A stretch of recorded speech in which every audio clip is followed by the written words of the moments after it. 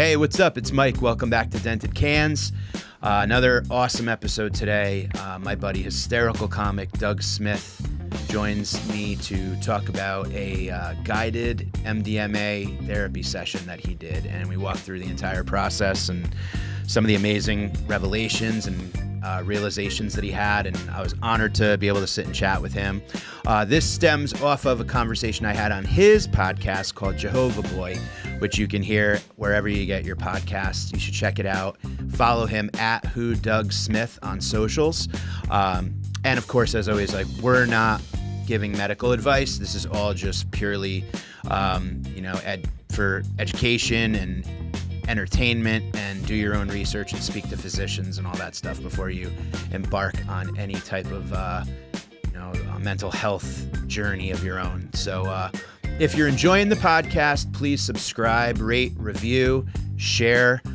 Goes a long way. You can go to patreon.com/Mike Finoia for the full video, the full no interruptions, no ads, just you and the interview. Patreon.com/Mike Finoia. Also, huge shout out, as always, and a big thanks to Sunset Lake CBD, our sponsor. I love Sunset Lake CBD sleep gummies. They help me sleep quite a bit.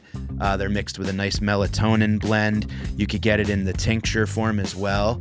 I particularly love the salve that they make. It has an arnica in it, and I rub it on my old bones because I'm fat, and they're taking a beating. They have a dog CBD that Charlie loves. There's so many great products. You can go to sunsetlakecbd.com and check it all out. And if you use promo code DENTED, you will get 20% off. That's DENTED for 20% off at sunsetlakecbd.com. Thank you guys so much. Thank you, Doug, for joining. And we will see you soon. Peace. All right. Hi, Doug. What's up, buddy? Good to see you. I like your hair. You do like it. No. You don't need to do that. I don't need to do this. I'm hopefully 10 years ahead of the game. It's a trial run for when I eventually do need to do it. But I realize this is cultural appropriation at its finest. It really is. Cultural, follicular appropriation. Have you been getting dirty looks from other... From actual bald guys? Not yet. Not yet. And you didn't give me a dirty look when I came in here, but I could just sense... I could sense the vibe of what did you do that for? Yeah, well, that was going to be the first question, but yeah. It's not... It's almost like I looked at your head, and I will continue to, because I'm easily distracted, but also it's like, oh, that's what it would look like. That's what I think. I don't have the option anymore. Yeah. And I don't miss hair. I just miss having options. Sure. Do you know what I mean? Yeah. You can now grow a mohawk. Yeah. You can grow a perm. You could do fucking anything you want. Yeah. I can't. Yeah. So thanks for being here. This is going to upset you even more. But I'm going to go there. So I did start losing my hair. I want to say 8 years ago. I noticed quite a bit coming out in the shower. Okay. The shower drain would look like there was a dead baby squirrel in there. You know what I mean? Yeah, that's how you first know, Yeah, totally. It's not, you don't notice it in your day-to-day life. It's the shower where all hell breaks loose. Yeah. So I started taking something called finasteride. You know about this? It's a Do you think I know about it because I'm bald? Or because it sounds like my last name if it was do I know it? I own stock in finasteride. It's Mike Finasteride. I don't know what it is. Is it like a like a Propecia kind of thing, or? Yes. Okay. Yes. I think it's like generic Propecia. Yeah. So I started taking that, and then I stopped because my hair stopped falling out. But I know it's one of these things you have to continue doing. Yeah. And then my wife and I were both on Accutane. Do you know about Accutane? That's skin? Yes. And that makes your hair fall out? It can do all kinds of things, man. It can make you suicidal. Oh, geez. It can make your hair fall out. It can do all sorts of, it's such an extreme, a concentrated dose of vitamin A, I think it is, that apparently can just wreak havoc on your body in other ways. So the back of every tab women cannot get pregnant on Accutane. They can, but they cannot give birth on Accutane. So there is like a cartoonish image of a conehead baby on the back of every tab with like a no smoking, like don't fucking You'll have a conehead birth baby? a conehead baby. Yes. Wow. So even as a man, to have to punch out a pill out of a tab every single day and see this conehead baby is horrifying. Because you don't want to be the father of a conehead baby. No. So wait, like, so you can take it while pregnant, but there's something about the passage of the baby out of the hole that will give it a conehead. So. Yeah, Accutane just gives you a real tight pussy. Tight puss, but beautiful skin. Yes. There are no pimples on that puss. No, none at all. Wow. So did that mess with So your... that brought that kicked it off all over again. So then I started. So my wife and I both, because her hair started falling out too. Oh my God. Which is much less socially acceptable when you're a woman, unfortunately. Yeah. So then there was this other sort of topical stuff we started using, which is like it's like in a dropper that I rub that on every night. And now this is what's going to make you angry. Not only do I feel like my hair has like stopped falling out, but it started growing back to the point that my hairline is a fucking disaster. Like I have hair, like I just shaved it and I used a razor around here, but I have hair that's starting to grow down. Like I'll start looking like Teen Wolf. You're going to start looking like the son on the Munsters. Well, I've already that was my first nickname in school. Was it Eddie Munster because of my widow's peak, and I used to shave my widow's peak. You did, off, dude. Oh my God, we have so much in common. Terrible when that starts going back in. Oh my God, we have a lot in common. But my widow's peak was very pronounced when I was a kid. But yes, now I have like it's coming in at all kinds of weird angles down. So you have more hair than you used to. Than I want to in places that I don't want it. I'm sorry for your troubles. I have hair only where I don't want it, and not where I want it. Yeah, I don't have. Yeah, so I don't know how that feels. Do you have a hairy ass? Oh my God! I got a real hairy ass. It's awful. It's in brutal, fact, yeah. I had such problems with my hairy ass that I had a pilonidal cyst. Have you ever heard of this? No, is that from an ingrown hair? An ingrown hair. An infected hair follicle at the bottom of my tailbone, right where your ass crack meets your tailbone. I have heard about this. Dude, it's like a pussy ball of pain. And you pick at it and you're not supposed to and whatever. This is just when I met my then girlfriend, now wife. Okay? And I had this thing, and I had to go get it lanced. They cut it open. They drain it. They found a hair, like a twisted up hair, like this big in it. Of course, they showed me, and I'm like, fantastic. Like, thank you. What am I going to do with this? Make a necklace. Make a necklace. Make an anklet. And they put a drain in it, and you have to like have a loved one like take the gauze out, put new gauze in, let the pus drain out. So like my first date with my wife, I had like a tail. I had like a pus drain on the top of my ass crack, and I'm like, she's never gonna like. Thank God we didn't I didn't have to take my pants off that first date because I'm glad I didn't get there because I didn't want to have to be like, no, I don't think we know each other that well, or like, do I be honest and be like, I have a pus drain coming out of my tailbone, But I ended up getting another one, and while we were together. And she drained it, and she did all the cleaning. She likes that stuff. She's one of those nurses that like watches the pimple popper. Yeah. So she gets off on that shit. I hate it. Well, you're in luck. I mean, I was gonna say like that's unfortunate that they insist that a loved one does that. No, well, like, why are they? I love that they said a loved one. They should make people that do like picking up trash on the side of the highway. Imagine that. They should be the pus drainers. Did you get like an armed robbery? Like you get partnered up with someone at like the local. You have to go to like Newburgh to get your pus drained every day. Yeah, hairy ass is bad. But so wait, are you Italian? No, I'm not, and I'm not a very hairy person. Otherwise, so you just have ass and I can't even grow a full beard. You can't. Ass and head. Ass and head. Wow, dude. Yeah. No shoulders and back and no. You have little patches. I have a tiny bit of chest hair on one tit. Just my right tit has a little patch of hair. That's it. Do you remember that thing Woolly Willy when we were kids? That was like the magnet. Yeah. That's like you. Like you are like it's all just everywhere. Unibrow too. My mom horrible unibrow. Used to take me when I was like 12 years old to get electrolysis on my unibrow. Damn. which is still to this day some of the worst pain I've ever experienced. Is that like the laser It's a laser- zap? Yeah. Oh my God, dude. It's, like When you were like 12. cold sweat down your spine. Yeah. Have you ever passed out or like fainted due to pain or anxiety leading up to something that might cause pain? Because no, okay, I haven't. I feel like that I have. But that's probably the closest I ever came. I Really? used to dread going to these appointments. Yeah. You went a lot. Yeah. And then she eventually zapped it all. Now it still comes back here and there. I tweeze it. Damn, dude. But yeah. When I'm shaving my head, I'll do a quick yoink like with the Right, razor right. just to try to maintain it. But I have a dude. If I didn't maintain the hair on my body, I have a joke in my special about it. Like I look like a high school mascot at halftime, like with his head off.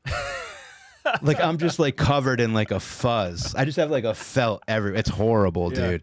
And I have to maintain it. I have a bit in my special about it where it's like every guy who shaves his head, like you get to the neck and you're like, do I keep going? Right. Like what guy am I gonna be? Yeah. Because no one goes bald before. Well, not no one. Me. Before you're like married or you don't have to worry about it anymore. You know. Sure. You want to be in presentable fashion. Yeah. And you don't want to take your shirt off at like 26 and some girls will be like, what the fuck happened to you? Yeah. So I've been hairy for a long time. Now I have them like, I have outside of my nose Oh wow. hairs and ears. I have to I'm starting maintain to get that the ear. shit. Yep. Yeah, you get in the lobe Yeah, and I'll start to get mad at my wife. I mean, that's like, what the hell do you have a wife for if she's not maintaining your stray, ear scruff? You have a phenomenal mustache, though, and you always have. And I feel weird. I can grow a killer mustache, but I can't. I don't have the structure to pull off.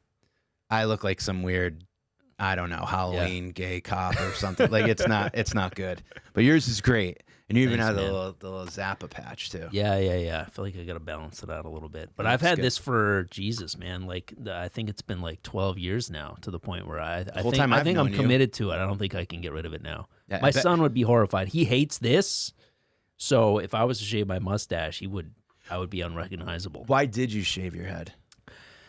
I just got tired of getting shitty haircuts, and I had a guy that I liked, but it would always be a little bit off, and I would always be trying to like fix it up myself, and I hate the process of going to the barber, and I just got tired of it, man. Yeah. And I shaved my own head when I was in my early 20s, and I just thought, fuck it, give it a shot again.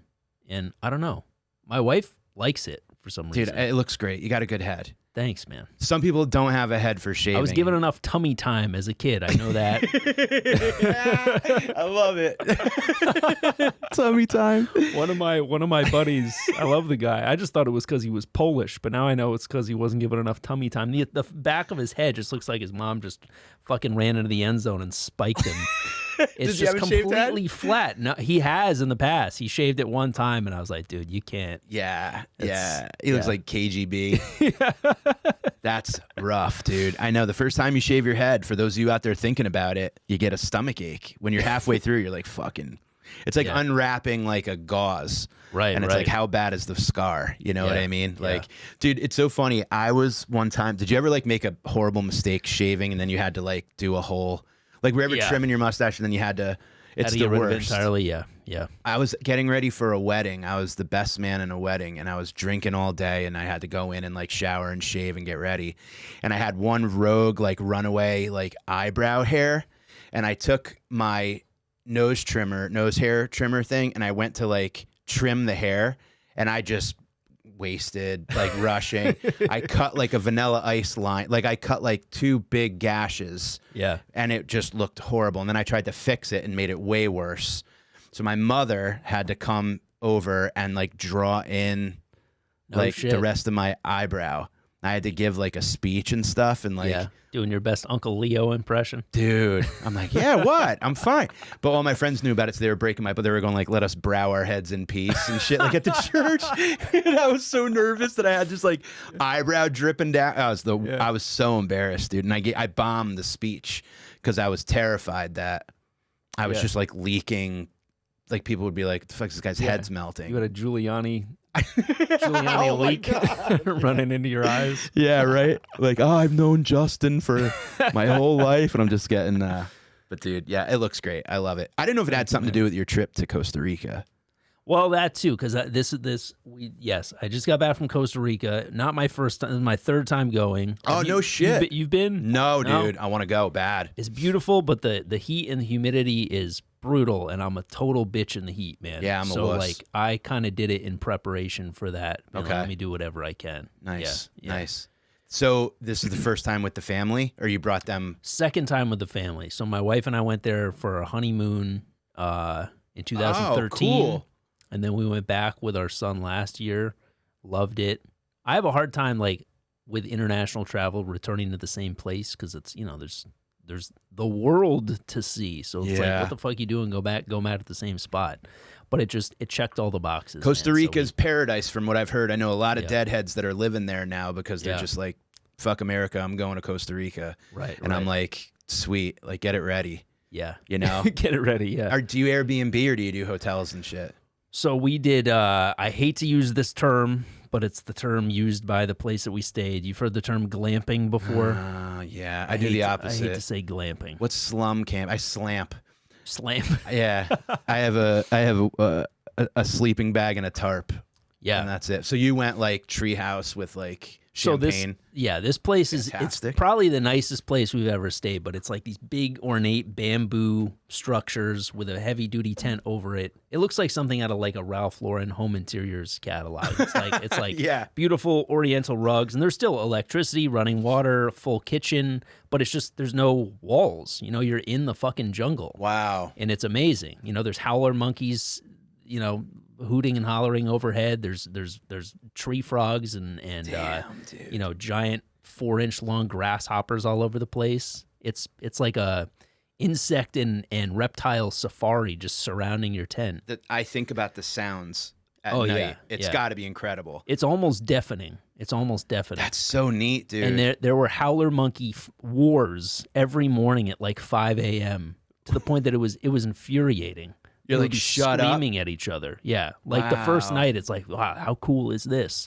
But then the second or third night, you're like, shut the fuck up. And one morning. Share the goddamn banana. Enough. Do you have any whispering monkeys, man? It's like the hollering. Use your inside voice outside. And one morning when we woke up, we were walking out of breakfast, and there was monkey shit scattered all over the trail. So they were literally, like you hear about monkeys throwing poop at each other. I always thought they don't really do that. They do. Dude, it was everywhere. Dude. Wow. They were just pelting each other with shit. It was all over the place. And you're just living in a beautiful treehouse. Yeah, yeah. In monkey war. Totally. I kind of love your son must have loved it. He did, yeah. I mean, it's. I mean, how do you not as a kid? He's never met a creature that he didn't love, to the point that, like, about the lanternfly crisis. Obviously, we're told to kill lanternflies on sight. Yeah, he is harboring lanternflies. Is he really? He collects them and puts them in a terrarium. At home. God. They all die because he doesn't know what to feed them. Yeah. But he thinks he's doing them a favor. Aww. And he's vehemently opposed to any sort of lanternfly. This is the second story I've heard about your son, and I want to be best friends with him. Yeah, he's a metalhead who rescues lanternflies. He found metal on his own. Yeah. And now he's like harboring animals that should be killed. I love this kid. Yeah, that's fantastic. So he was like catching lizards left and right in Costa Rica. And it's paradise for him. But yes, I do hate the term glamping. I tried to make my own term catch on. I was like, we should call it open air accommodations. And my wife was like, oh, that just sounds like you're homeless. You're sleeping on a park bench. Open air accommodations. Open air accommodations. Yeah, the sky is my ceiling. Nothing. Yeah, you could get poetic with that shit for sure. Glamping to me just kind of was like adulting. It's just one of those words where it's like, now I camped going to follow bands, and we're literally sleeping like at a rest area in like West Virginia and some shit. That's totally not glamping. Yeah, it's like 4 dudes like trying to sleep off acid in like a tent, and it's just like a fart hot box, opposite of glamping. But when I hear glamping, it's like, it sounds nice. Yeah, it sounds beautiful, and I'd like to do it. I'm fascinated by these tree houses that are like everywhere now. Right. That you can literally like go stay at like a 4-star treehouse. Yeah, That's dope. it is. I want to go to awesome. I want to go to Costa Rica real bad. We're going to Italy, Turkey, and Greece next summer for like Awesome. first time I've ever been over there. I want to see old world. Mm-hmm. Know what I mean? Sure. It's weird that like Absolutely. this is the oldest. Like America, Yeah. like the East is the oldest Yeah. of like the colonized, whatever the fuck. Yeah. The newest country there is the oldest we know. Oldest we know. Yeah. Well, I was on your podcast, Jehova Boy, which I love. Thank you for having me. And Of course. I feel like we scratched the surface on an important. Our conversation went a bunch of different ways, but we talked a little bit about psychedelics, and I wanted to talk with you about our respective guided, unconventional therapies Mhm. that maybe we've done. And I think they're getting more and more like, in the common vernacular and stuff, but I'm always happy to talk to friends about the experiences they had and like why they got into it, how it went like through the process, and like what you came out with, and did it help with any of your dents or anything that you're kind of, went in trying to work on. Sure. So let's dive right in. I want to hear do about it. this. You did MDMA, right? Yes, I did. So that was like, I had done mushrooms previously, but in a more recreational sort of way. Yes, My yes. first time doing mushrooms was with a bunch of buddies in Prospect Park and like, summer day. And it was like, I instantly recognized that it was beneficial because I'm a total germaphobe. And I remember like lying in the dirt in the park, Yes, totally, like dude. picking up fistfuls of dirt and like just like drizzling it on myself, just feeling so one with the earth. Right, And I was like, right. oh, this is exactly what I need. I went from like Howard Hughes to just like a fucking earth creature. Yeah, yeah. And so I instantly could recognize the benefits of it, but then I got carried away with it, got cocky with it, started doing mushrooms at like bars while drinking, had a couple of real bad trips. But I could instantly recognize the benefits of it in terms of acceptance of everything. And then so the MDMA thing came about because my wife, as you know, is a therapist. Yes. She had read about MDMA therapy, being used by soldiers, other people, victims of trauma or PTSD, having tremendous benefits. And she knew that I had like struggled with depression and anxiety. So she was the one that first brought it up to me. She did it before I did with a guide and had tremendous things to say about it. I had done it once before, again, recreationally with a buddy when I first moved here, I was living in the East Village. He got a hold of some, and I didn't even leave the house. We just like hung out in the apartment watching movies. But Why would you have to go anywhere? Yeah. Everything in front The of you universe was comes wonderful. to you. Yeah, Exactly. exactly. Yeah. Just an appreciation for absolutely everything. No negativity whatsoever. None. And so that was, again, like a mental note of like, okay, this is nothing to be afraid of. This is Right. just pure joy and love.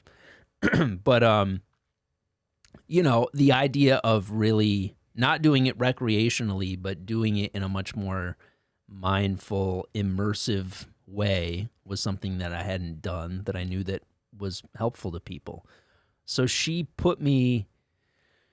was referred to this guy who I think her guide had recommended. And again, this is not a doctor. This is not a psychologist. Underground. Yeah. It's all underground. Yeah. And there are levels of underground Uh-huh. that I have found out, that there are people who are kind of like they call them like kind of the gringo shaman, who's like, they take over the WeWork in Williamsburg and Yeah. get a hold of some ayahuasca. And then there are people who maybe have a background in medicine or a background in therapy, and they believe in the psychedelic power of healing and stuff. So they kind of have maybe put their careers on hold to go do this, but in a safe and, observed setting. So Yeah. it's interesting. So this guy, it was like, and it can like, if I hadn't already been used to buying weed off people through Signal and various other like, decoded messaging apps, I probably would have been kind of sketched out by the whole process. Yeah. But I was, it was something I was familiar with.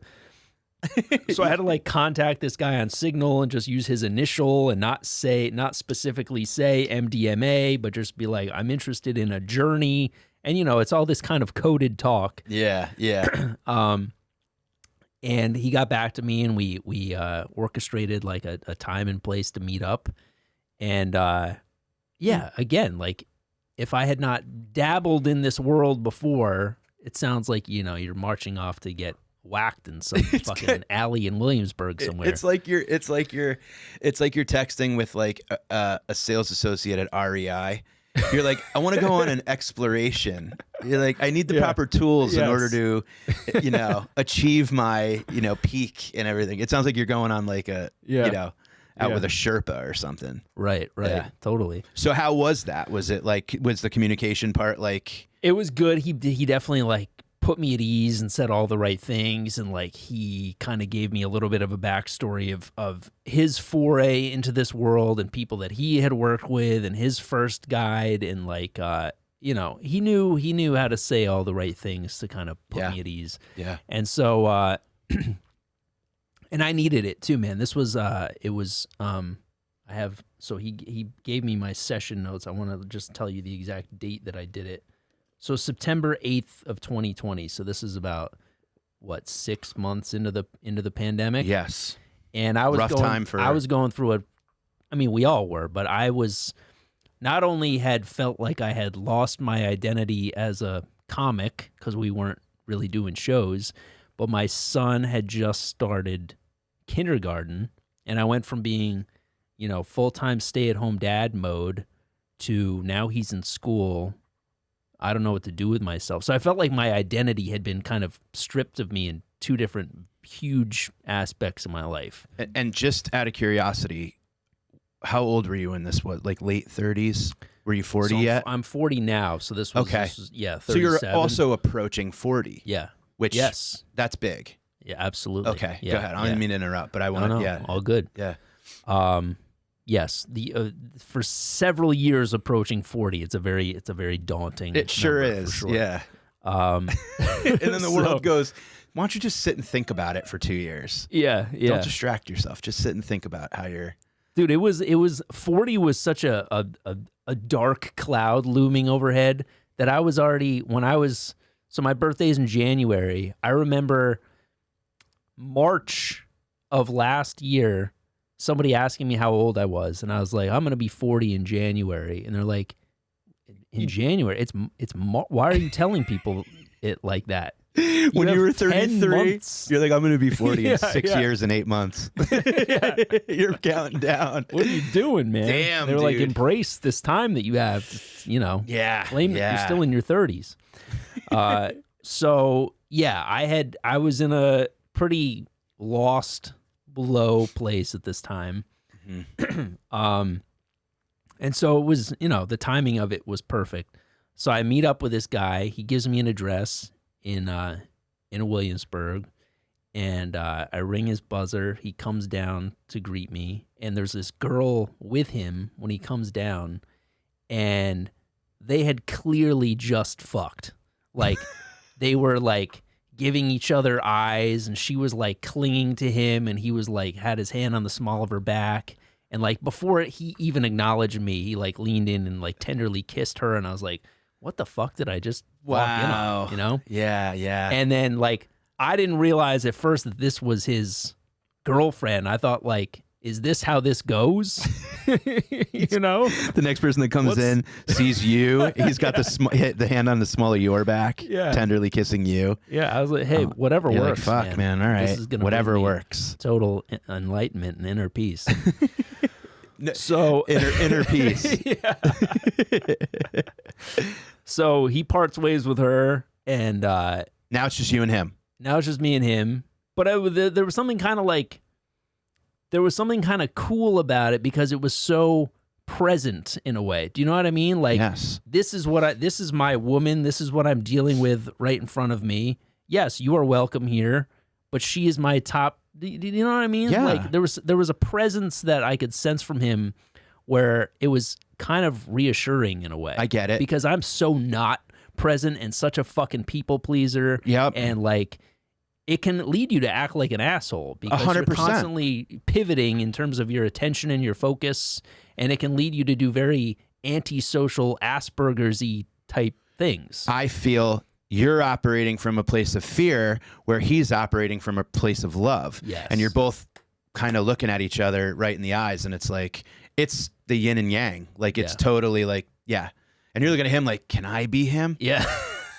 Right? Like, you have that kind of Exactly. like, fuck, Yes. man. It's like Hank Azaria and when he was a scuba instructor. Along came Polly. Yeah, dude, like that's Ruben, look me in my eyeball. you not for scuba. That's who I like want to spiritually be. Is Sure. fucking just I'm wearing 5 t-shirts at the beach. He's like Speedo, fucking everybody's chick. Yeah, basically God, a but that's pasty so- on his cock. I totally understand what you're saying. And I think that when you're in your own head, you're like, you don't even know who to be. And you're almost intimidated by not confidence, but like happiness. Yeah. Right? You're kind of like, I'm not going to be like, I would see that guy and be like somehow angry at how happy he is. Yeah. But in not angry, like I'm happy for him, but I'm mad that I'm never going to be that happy. Yes. You know, like I feel that. And I've seen that with a lot of psychedelic people. Yeah.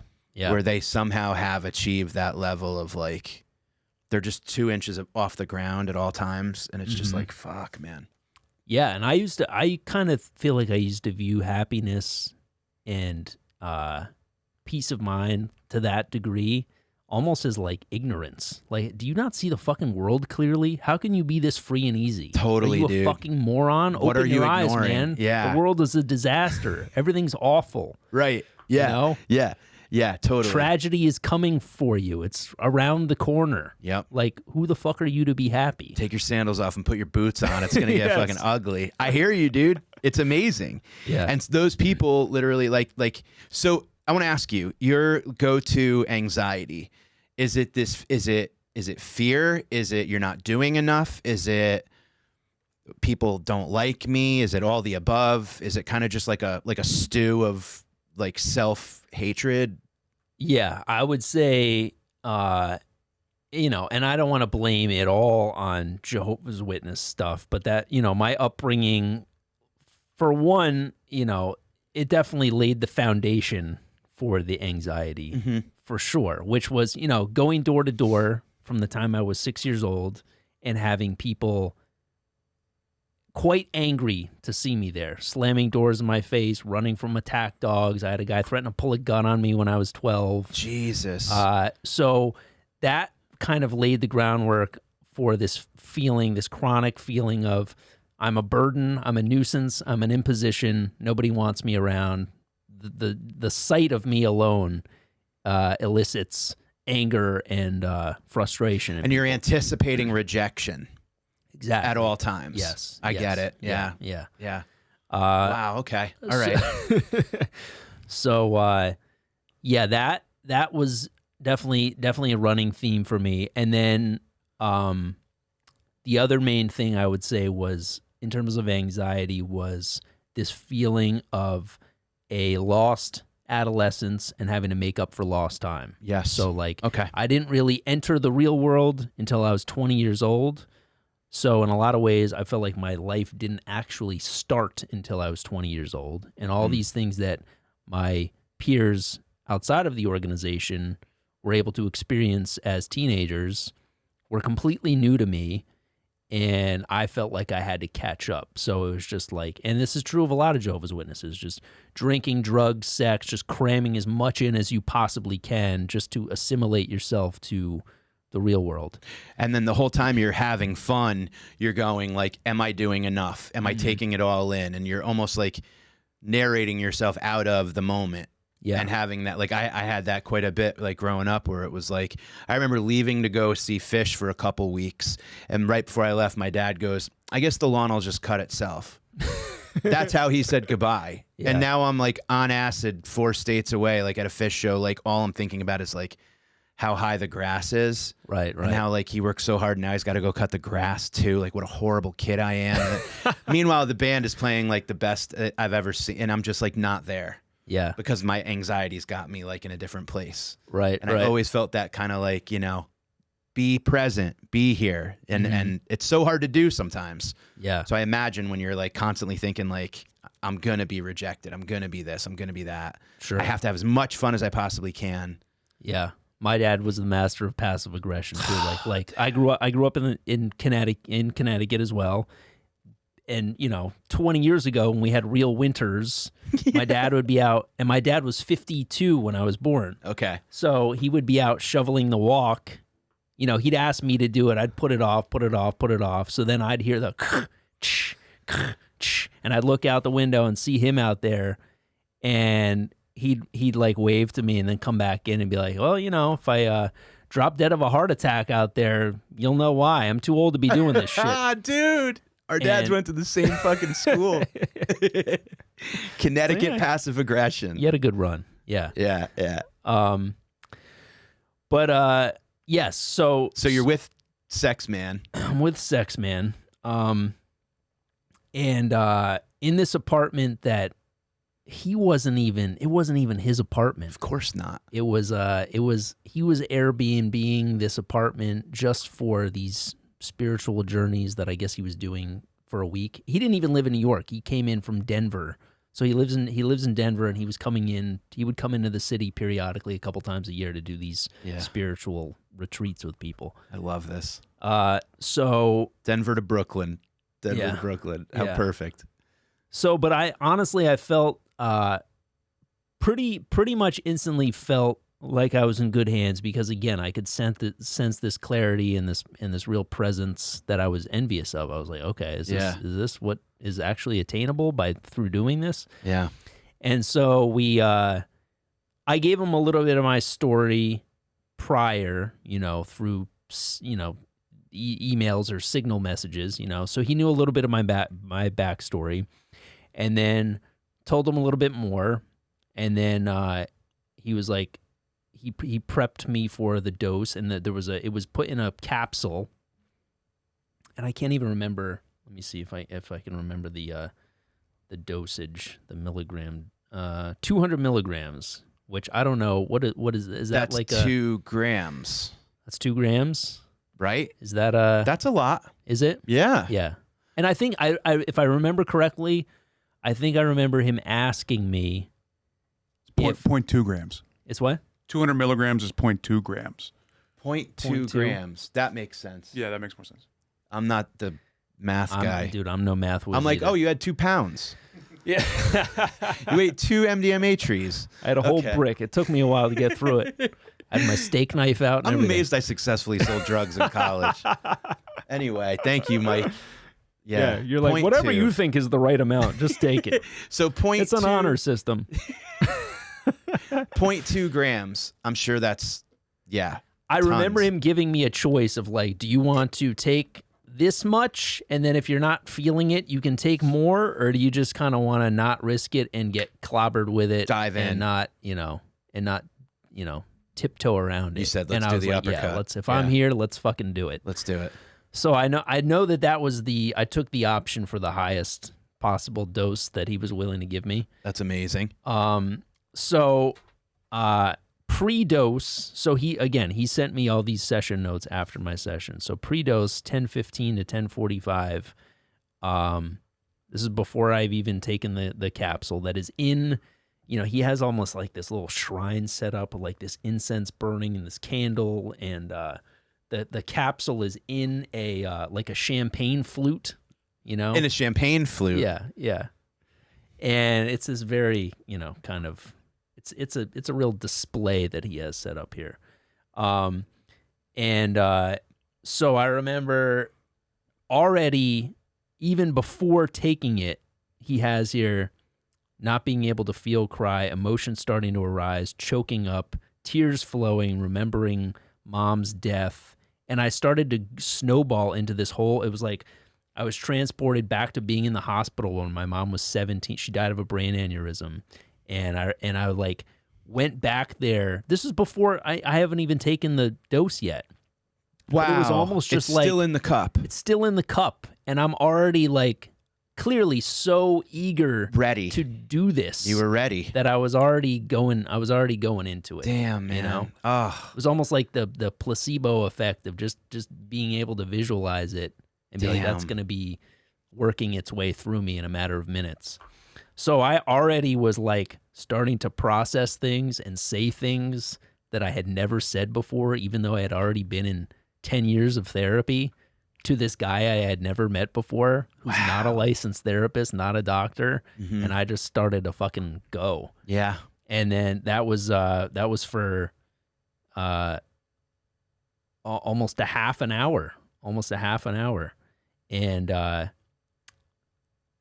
one of the things that I said to him, which I still think about on a daily basis, and forgive me if I'm already going like, I was gonna say if I'm already like going too deep of a dive on this in terms. Oh my of God, details, no! but Please, this is. But like one of the things that Jehovah's Witnesses believe, I think I told you, is one of the ways they rope you in is if you are a good, upstanding member of the organization, you will survive Armageddon and you will live forever on a paradise earth. And if you die beforehand, you will be resurrected after Armageddon to live on paradise earth. Okay. So that's like a that's one of these kind of enticing things that they use is like, all right, if you stay in this, it was used with me, you know, if you stay in this organization, you'll be reunited with your mom. Because she was an upstanding member of Jehovah's Witnesses. She was like a pillar in the community. So she's going to be resurrected and you can be reunited with her. You know? Yeah. And when she died, I remember my aunt, her sister, who I felt very conflicted about my relationship with her growing up, because she was so opposed to the whole Jehovah's Witness thing and would always try to kind of talk my mom out of it and really kind of standing up for me. Like, you're brainwashing this kid. He's not allowed to, he's not allowed to socialize or celebrate holidays. Like, what are you doing to this poor guy? Yeah. And my mom was so tortured by it that I viewed my aunt as a bully my whole life, when in actuality, she was really trying to stand up for me. Okay. So when my mom died, I remember my aunt giving me a hug in the waiting room of the ICU, and she leaned into me and she whispered in my ear, she said, you're never going to see her again, right? And I took that as like, what, you cold fucking bitch. Yeah, really. Yeah, what do you think I'm doing this for? It's to be able to, but I had this and still, but I haven't taken the dose yet. I'm having this realization. Yeah. I was like, that was her way. I didn't realize it at the time, but I genuinely think that was her way of kind of setting me free. Of like, hey, you're free now. You're never going to see her again. Stop holding on to this hope. You can live your own life now. And I had this kind of moment of clarity about this at that moment. And in Brooklyn. Yeah. Before taking it. Yeah. What do you think that was? Do you think it was literally just like your spirit or your, the inner child or something that was like just ready to lay this stuff out and deal with it, and it's like you didn't even need the pill to do it, and it was like, let's go, let's do this, let's settle, let's put it all out and repack and leave what we don't need. Yeah. Damn, I think I had been so walled off and guarded for so long that, it was almost just like the pendulum swung in the other direction. It was like, let's just demolish all of this. I got nothing to lose. I've been living in misery forever. Dude, I'm so happy for you that this. Let's take a fucking sledgehammer to this. Let's blow it up. Now, can I ask, what was his reaction to all of this? Because, like, I think he was pretty shocked. Yeah. I mean, I remember him saying to me, kicking back, be like, you haven't even taken the pill yet. He's going, maybe we do 0.1. He's like, let's just do a half a dose. Damn, amazing. So you're doing, because what a lot of people don't understand with these experiences is you have to do the work, and the work is different for everybody. Yeah. And you were already doing the work before what these medicines do, whether it's ayahuasca, mushrooms, MDMA, meditation, float tanks, whatever it may be, therapy. It gets you to the point where you can access and address these things. Sure. It pulls our ego, silences that critic, and kind of gets us to the point where we can like really look at the shit we have to deal with. And you were like a million miles ahead. You already did a couple laps before the race even started. That's phenomenal, dude. Yeah. I'm thinking, because while you're talking, I'm thinking about my experience, and I'm like, that's really great. Like, that's really, really great that you were able to do that before.